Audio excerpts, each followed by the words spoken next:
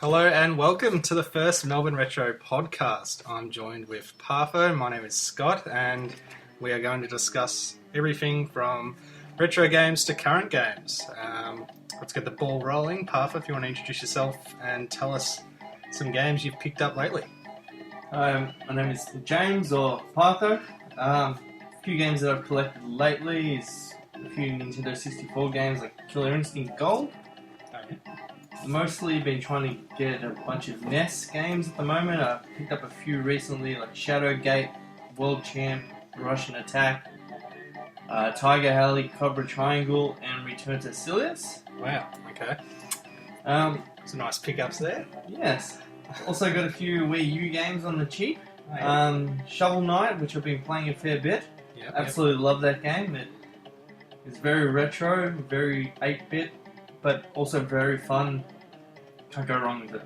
Yeah, I saw that at the store. I think it had a price tag, at least in Australia, of about $40. Do you think it's worth that price tag? Definitely. It's a very basic game, but it's fun nonetheless. It's good to see something like that be available on disc and not just on the store, I think. Yeah, exactly. For me, I like to have everything sort of, a physical copy, fearing that in years' time we won't be able to actually play them because they won't be available. So a game like that, it's not a recreation of something, is it? It's just a brand new idea. It's a brand new idea. It's very fresh. It kind of reminds me of the old DuckTales. Yeah. But overall, it's an amazing game for what it is. Yeah. Okay, cool. Alright, so just those titles at the moment? Picked up a few GameCube titles like Luigi Mansion, Yeah. Mario Sunshine, and the first Pikmin. Oh, yeah. So a few classics there, but nothing too special. Yeah. Okay, cool. Yeah, well, obviously it's just gone Christmas and I've had my birthday as well. I've got the new Tomb Raider on Xbox One, Fallout on PS4. I got the Mario Tennis on Wii U. Halo 5 I got on release, but I've only just finished it. And yeah, the couple of consoles I got recently from eBay was a TurboGrafx, a PS2 from Japan, so I can play imports. Yeah. I also had to buy another Japanese Sega Saturn because the first time I went to Japan, which was last year, I bought a Sega Saturn and I came home and stupidly plugged it into the AC adapter and blew it up. I tried to get the replacement parts, but I couldn't find them and it just wouldn't work, so I had to buy it. I mean, it was only like a $30 to replace the actual console, so it wasn't too bad. Could have been worse. Yeah, but funnily enough, when I bought the new one, I found the parts I needed for the old one, so soon I'll have two. So, yeah. Oh, well. And recently we went to Japan together. We did. We went, wherever we go. So November 5th we flew out, and we went to Korea first for a week, and then we went over to Japan with another friend who might join us on the show another time. But, yeah, basically... Well, for me it was very expensive. I'm sure for you it was too. But yeah, definitely. It's my second time there, and I knew what to expect. But I think for you, what were your expectations heading there for the first time in terms of retro games and games in general?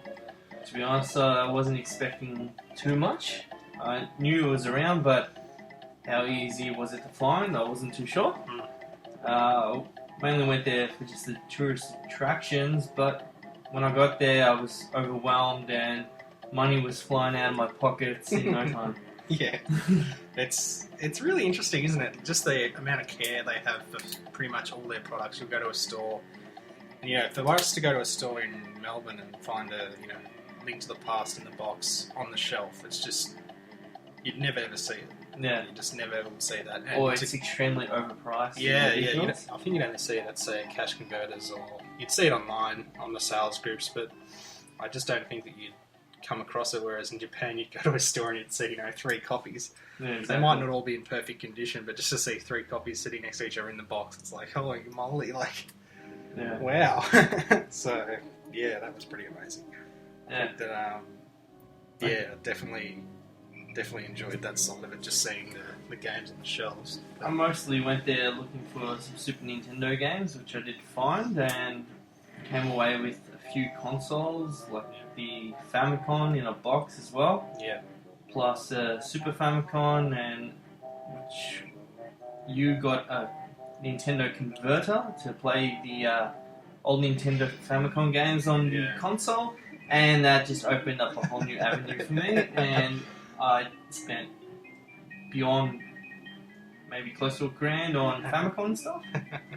Well, it's just so, I mean, for you it was, you were going back into your room each night and looking up games, the good games, and pretty much we were going out and finding them. And I think every time we went out and we got, a big bag of games, you'd be like, alright, this is the last time, no more. And then like 2 hours later we're back out there with some other stuff. It's because you just never know what you're going to find, so it's just so exciting like that. But it was exciting. We were up at the crack of dawn, waiting for the shops to open, and then bang, we were in there. Yeah, it was dangerous for me because, I mean, I've got pretty much most of the systems, so... And, there's so many good games on so many different consoles, and to actually make friends with the guys who own the shops and say, what do you got, what's the best games, and they go, gotta get this, gotta have this, and you're like, okay. It opened up even more avenues. Yeah, I know. It was a good experience, and I'm happy I did it. I mean, to import those games would be ridiculously expensive, but I mean, you gotta remember you can get a boxed Metroid for like $35 Australian, so that's pretty good. Exactly. Doesn't matter if it's not in the same language. But no. I went there looking for one rare game, which I happened to get on one of my final days in Tokyo, which was Little Samson in Japanese. Oh, jeez. And I was trying to just find the cart only, and that was near impossible, but I happened to find it in the box. Yeah. Which was 450,000 yen. Jesus. Which equivalates to about 600 Australian dollars. Yeah. And, but I mean, you make that, like, for those who don't know, Little Samson's probably, the second rarest or third rarest Nintendo game out there. It's up there. And even the Japanese version is extremely rare. Because does it have a lot of text in it? I've never actually played it. There is absolutely no text whatsoever. So it's really rare, and you got it pretty much mint in box. I mean, for $600 you could make that back easy, and plus a little bit more. Definitely, but I don't know if I could part with it. My missus would kill me as well. Well, yeah, didn't she give it to you as like a Christmas present in the end? That's correct. Yeah. Oh, that's alright then. Yeah, well, I mean, you sort of look at it, I mean, 20 years from now, you're not really going to think, like, if only I had $600, I'd be able to, so... Yes, but I mean, you need stuff to fill up the shelves and things like I thought it was a well worth investment. So, in terms of playing games and collecting, would you say you collect games and like a shelf collector, or would you say that every game you get, you have the intention of playing? I generally have the intention of playing it. Yep. Generally, even my retro consoles, they have gone old and yellowed. Because I have been playing them, they're not just sitting there in protection. Yep. There are many retro collectors out there who just want to keep them in mint condition to make a buck, but I'd rather have so much enjoyment from it. Yeah, I think that's similar to what I'm not going to lie, there has been times where I've been on the internet and I've seen this game's a rare game, and I've been able to find it in the wild cheap, and I haven't rushed home to play it because it sort of goes to the back of the pile when you've got games that you're currently playing. And being a collector, you're never really happy with what you've got. You're sort of always going to get more and more and more, and then you find, like, I don't really have the hours in the day to play all these. Yeah, and definitely. I mean, I've been dying to play Mario Galaxy 1 since that came out, and I still haven't even played it. No. And there's been a Mario Galaxy 2, and there could quite possibly be a Mario Galaxy 3, and I wouldn't have even played the first one. But, that's just how it goes. Like, I'm halfway through Mario Sunshine, and you just lose track and start playing something else. Yeah, definitely. I mean, why is it that it's the Nintendo? Did you have a Nintendo? Like, why is it that you collect the Nintendo more than anything else? Is that because you had a Nintendo growing up, or you just like the feel of the old school games? It was more because I had my first console was the Super Nintendo, and it might have been the Game Boy, the first one. It was given to me as a Christmas present, and then a couple of years later, it was the Super Nintendo. Yep. And I actually got one of my mum's and one of my dad's like the same year, so couldn't go wrong there. 2 Nintendos. Yeah. But it all comes back to is, as a kid, I always used to be at my cousin's house, and they had a NES, and I always used to go over there and play, even though the games were very hard. But there's this one Ninja Turtles game that I was in love with the show, and then I was playing this game, and I just couldn't get enough, and it all snowballed from there. You're talking about Turtles in Time? No, it was actually Teenage Mutant Ninja Turtles on the Nintendo Entertainment System, which had nothing to do with the show, but just playing with those turtles is an absolute great game. I think when you're a sort of a young child and you're playing games that are familiar to you in terms of the characters, it doesn't really matter that it's not related to the show, but you just get enjoyment playing it. Like, for me, I was born in '89, so we didn't have a Nintendo Entertainment System. We had a Super Nintendo from, well, I don't know what year it was exactly, but we got the Mario All-Stars box set. Yeah, that's what I got here. Yeah, I remember we woke up on Easter and we were staying in a hotel at the time, and it was up behind our heads, and we were so excited. Anyway, so we played that, and we had Mario All-Stars. My brother loved art, so we had Mario Paint with the mouse and the pad, really obscure titles as well, and I was just like, used to get so much enjoyment out of it, but Mario 2 was so hard. I used to pull out the start and select button out of the controller, and then, we couldn't play certain games for, just game raging at a young age. But, you know what I mean? I'm really keen on collecting the Super Nintendo because that was my first console. Yeah. But games, even when I was a child and I'd go to the video store and say, I would hire out Ninja Turtles Tournament Fighters probably, once a month, which was pretty often.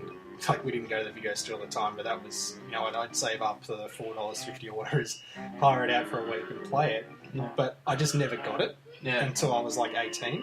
Well, I don't know why we would given certain games at our birthdays and Christmas and not games that we'd hire out all the time. You know what I mean? But that was a game I really loved because I loved the show as well. But yeah. I used to hire a fair bit of games from a video store that was actually close to both of us. It was called Video Boom. Yeah. And because they actually did a console that you could rent the console. Yeah. Genius. They had a great selection of games all the time. It was a really small store, but very friendly. And there was a few games. Tournament Fighters is actually one game I used to hire all the time, and Turtles in Time. Couldn't get enough of that game. Even though I used to struggle throwing the Foot Clan towards at the screen. Yeah. That was a big struggle when I was a kid. But now I know I've got it down pat. Yeah, well, some games you go back to. When I was a kid, I could beat Donkey Kong 3. No worries. With my eyes closed. Now I can't even. There's no way I could. There's this underwater boss. I can't get through that. It's impossible. I don't know how I did it, but I guess I had a lot of time to sit down and keep going over and over and over it. But Exactly. So the Super Nintendo, my sort of story in retro game collecting started when I was young, and I think we'd crossed paths early in high school, so we knew each other were both into gaming at some extent.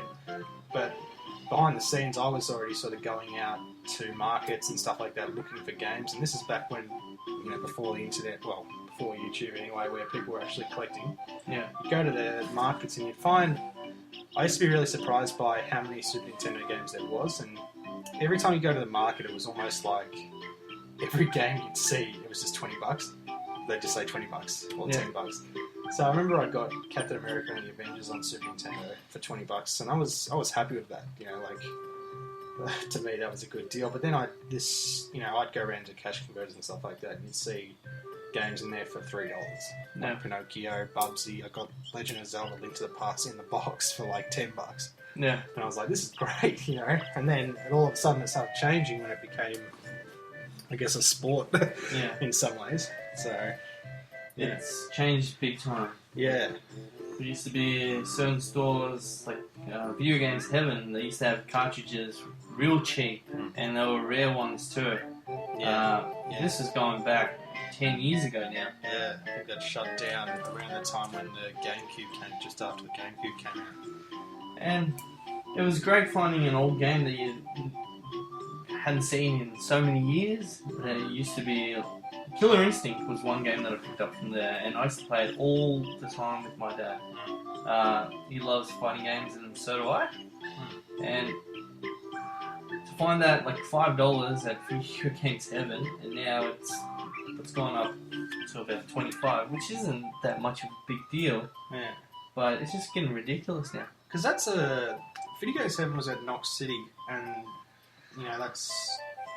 now it's an Osmosis, and it's actually quite a big store, and from what I can remember, it sort of went around like in a big U. Yeah. And up the back left, you had your, like, computer games. To the right of that, you had your lay-by, and then all down the sides, you had, I think down the right side, you had obscure consoles, but there was, like, maybe one or two games for them. And then you had, like, your more relevant games closer to the front on each side in glass cabinets, and you could sort of say to them, like, can I have a crack at that game? And they'd put it on for you, which is really awesome. And the staff were, like, really friendly, and it's just loved going there just to have a look. And if you needed a controller, there was, like, a box full of controllers and cords and stuff like that. And yeah, it was awesome to go there and just flick through all the Super Nintendo games. I used to save my allowance and go there and buy a game every second week, I think. And then, yeah, one week I remember getting Star Fox from there. And I'd never heard about it, and I got it. And I was like, oh my god, it's 3D on the Super Nintendo. I couldn't believe it. But then it shut down, unfortunately, and now there's no place really like that. No, definitely not. That's where I actually bought my PlayStation 1 from when it first came out. Yeah. Unfortunately, I traded in my Super Nintendo with all my games there to put towards it as credit. Yeah, we've all been guilty of that at some stage. Yeah. Do you think that there's anything on the Super Nintendo you had that you don't have at the moment?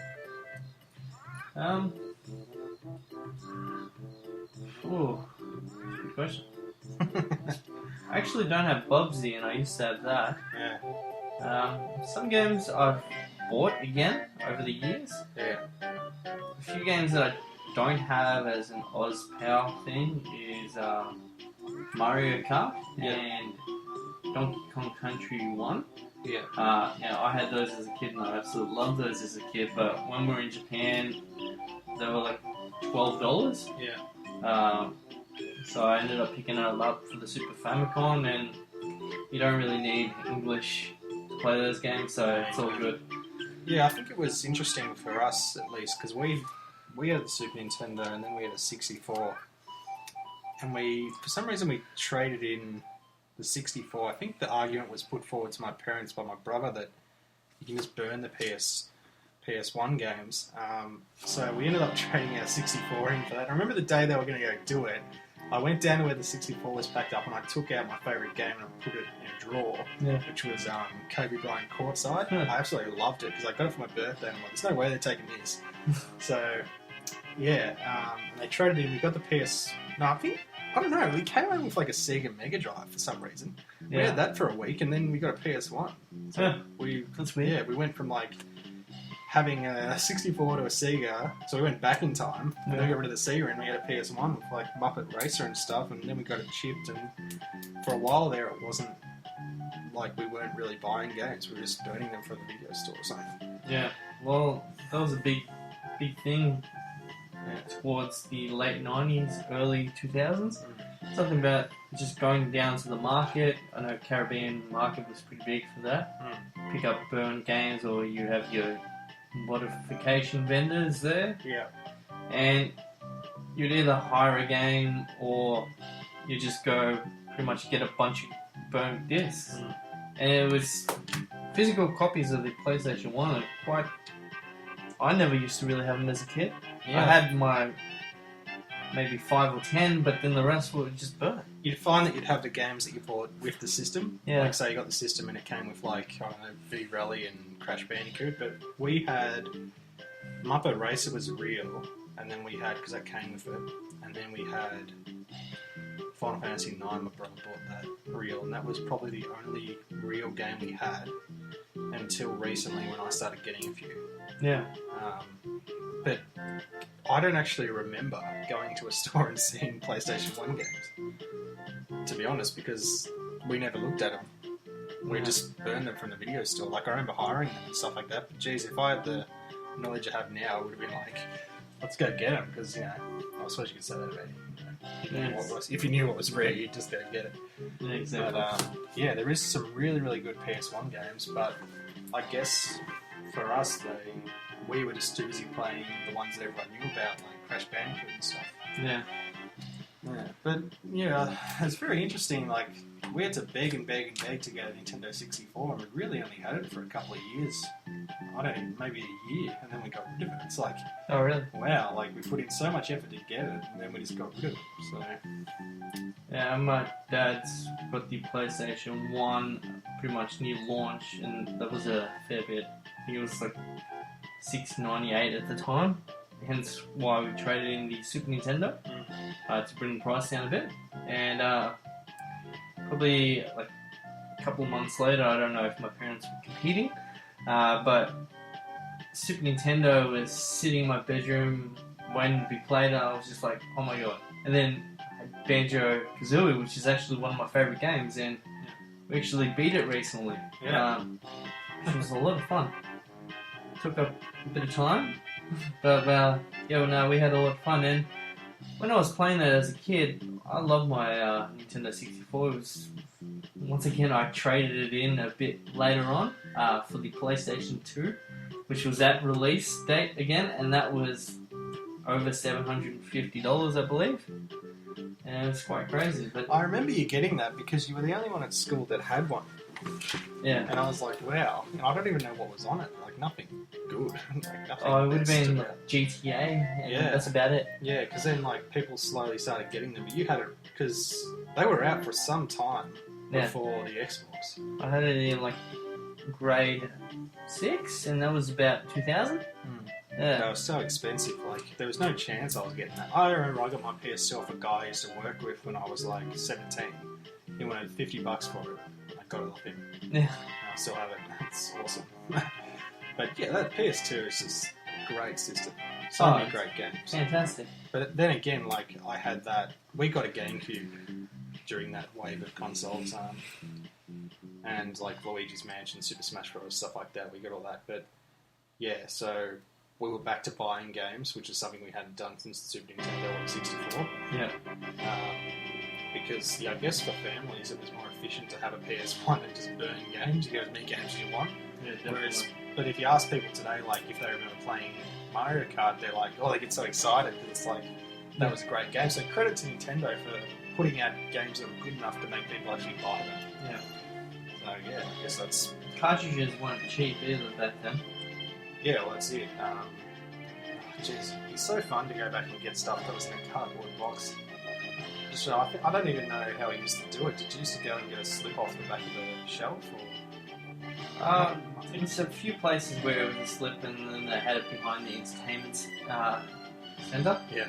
But sometimes they were just on the shelf, and then you'd take it up, and I believe they'd put the cartridge in there for you. Yeah. I do recall one time, I think it was Toys R Us, they had a slip, and or the box was on the shelf, and you give it to them, and then they just give you a brand new one sealed. Yeah. Yeah, I think they did that I actually. think we did that with Pokemon Snap. And you're like, this is awesome. Yeah. Yeah, it's good times. Pokemon Snap was a good game. Yeah, you'd think they'd do another one of them. Yeah. Like, the Wii U is built for something like that. Yeah, to be well, released. you would really, you'd think they'd even have it on the Virtual Console. I know they had it on the Wii console, but I don't know why they don't have it on the Wii U. Call coming in? No, it's not. Yeah, so that's interesting. I was talking about that though because the Wii U actually has quite a few titles on the store. Yeah. I don't know if you've purchased any or... I haven't purchased any, but I've had a look in the store.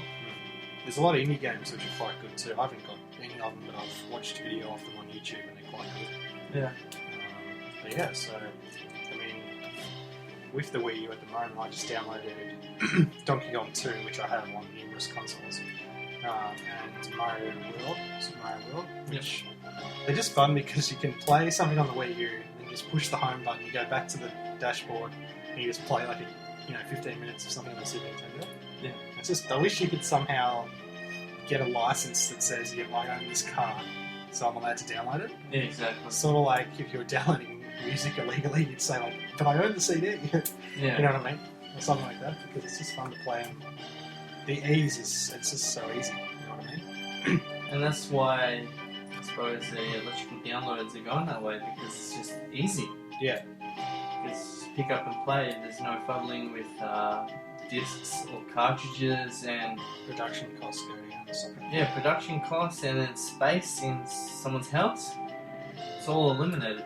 I suppose as well, people probably buy new consoles or something like that, and they just pay the $10 to get the game again. Yeah. Even if they lose like $10, it doesn't really matter to a lot of people. Yeah. They could buy the game 5 times, they don't even realise it. And meanwhile, the company's like, great, this is what we want. Yeah. So, no, it's really, really cool. But, yeah. Well, other than that, what are you playing at the moment? At the moment, really, it's just Shovel Knight and just been playing a bit of Call of Duty online and FIFA. Yeah. I play a fair bit of FIFA. Yeah. I was playing a bit of DuckTales on the Nintendo Entertainment System. But besides that, yeah, they're my key games at the moment. Do you find with the the NES games, you sort of play them until you finish them, or you just play them for a bit of fun? Because I mean, most of them are pretty impossible to finish. I play them for a bit of fun. Yeah. There are some games that I play to finish, but it's either going to require writing down a password because time is an issue. Yeah. And if you don't unlock the password, you have to start from the start. Yeah, I know that feeling. Yeah, I think I went through a stage where I was like, every week I'm going to try and beat a Super Nintendo game. Yeah. So I started off, I don't know what I played, but I played a few different games and I was beating them. And then I got to Roadrunner on Super Nintendo, and I got to like the 3rd level, and it just gets impossible. I'm like looking at clips on YouTube, I'm like, how do they do this? Like, it's so hard. And I just get discouraged, and you're like, it doesn't become fun when you just keep on dying. So it's like, alright, well. Another thing about what we're talking about, the Wii U, having a Super Nintendo game, you can actually pause it and then come back to it later. You can make a save state. Do you remember that with the old ROMs?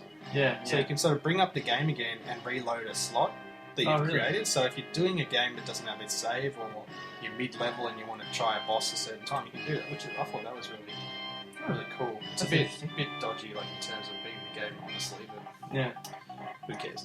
I won't tell anyone if you don't. Yeah. It helps you get through. Yeah, that's it. But yeah, you were saying you beat Banjo-Kazooie. Well, we beat it. Well, you sort of beat it. Yeah, we started playing that. You started playing it, and you got about 65% through. And then I came in and sort of did a few things on Rusty Bucket and click up woods for you. Yeah. And then, we ended up. You did the Witch, yesterday? It was a couple of days ago. I beat the Witch. Yeah. Nearly beat her just pretty much just unlimited, your 100 eggs and 200 eggs and 100 feathers and 10 gold feathers. Yep. But I came to the last bit where you got to shoot your eggs inside the Mega Jinzo. Yep. And Witch just wouldn't stop firing fireballs at me, and I'm like, no, that's it. We're going to go back. We're going to get all the notes. Yeah. We're going to get the jigsaws I need. We're going to get this double life, and she's going down, and she... Yeah, because I mean, I've played that game from release. I reckon once every 2 years I try and beat it, and I've never been able to beat it. I can do every level 100%, but I can't beat the Witch. And, I mean, I don't know if I can clearly say that I've beaten it now, even though you've beaten it, because I wasn't there when you did it, but I can do the game, but I can't do the last boss. But I've just ordered the rare replay, so I'm going to probably try and play 100%. Yeah. And then life will be complete. I can stop collecting and move on. Move on to, like, art or something. Hell no. Yeah. But anyway, well, I think that'll wrap it up for today's episode. Yeah. We'll upload this to YouTube, and if you have any questions, put them down in the comments section, and we'll try to answer them or discuss them on the next episode. I'm not really sure at this stage how often we're going to be doing them, but I guess we'll try it for one, maybe every 2 weeks. Yeah. We'll just see how it takes off from there, but thanks for listening, and we hope you enjoyed it. Okay, we'll catch you next time.